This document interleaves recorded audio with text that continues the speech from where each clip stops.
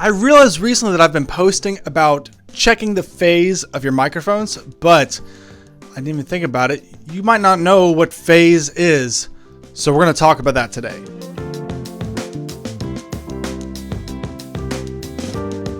So what phase is if you have two or more microphones on a source of sound, whether that's an acoustic guitar or a drum set or a bass amp or whatever it is, it's important that you check the phase of those microphones. What that means is that sound is hitting those microphones at different points in time.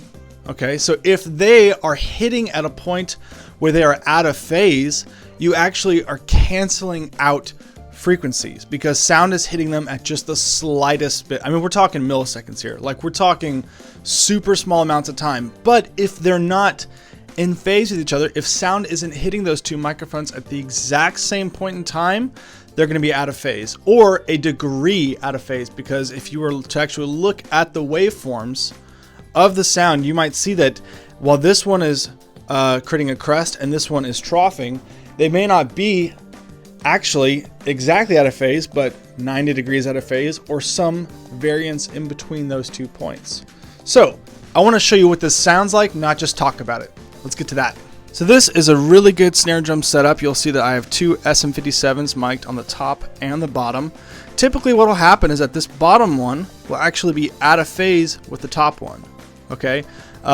Coincidentally enough, this drum is so small, it's only 5 inches deep, that these two mics are actually in phase as they are right now, which is really uncommon, but is not unheard of. So I'm going to show you what that sounds like.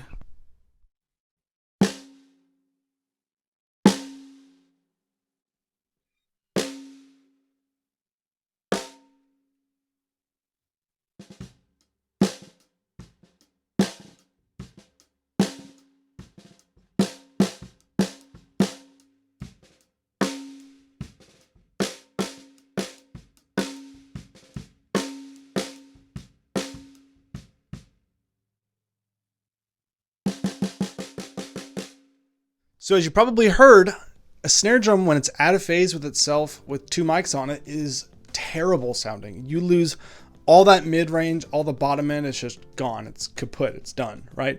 You can imagine that's just two microphones. On a drum kit with 8 microphones, which is not uncommon whatsoever, you're gonna have a lot of issues like that if you don't check for phasing before. Now here's the tricky part about this though.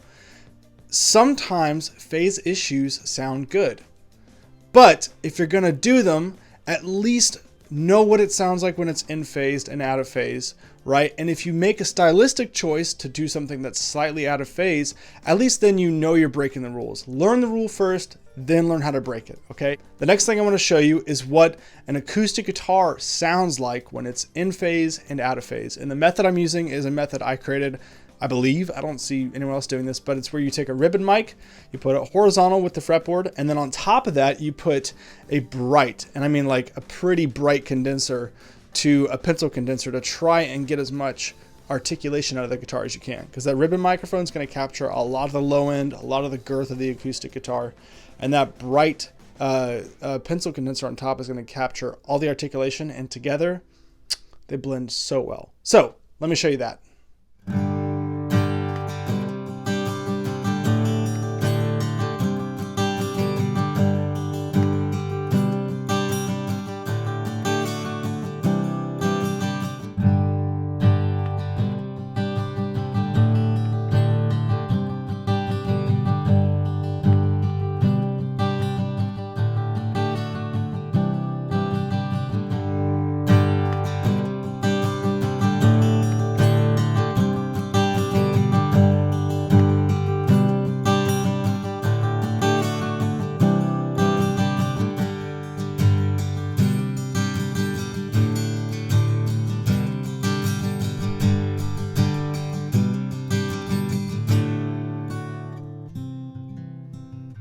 So as you can hear, checking the phase of your microphones is an extremely important part of recording music.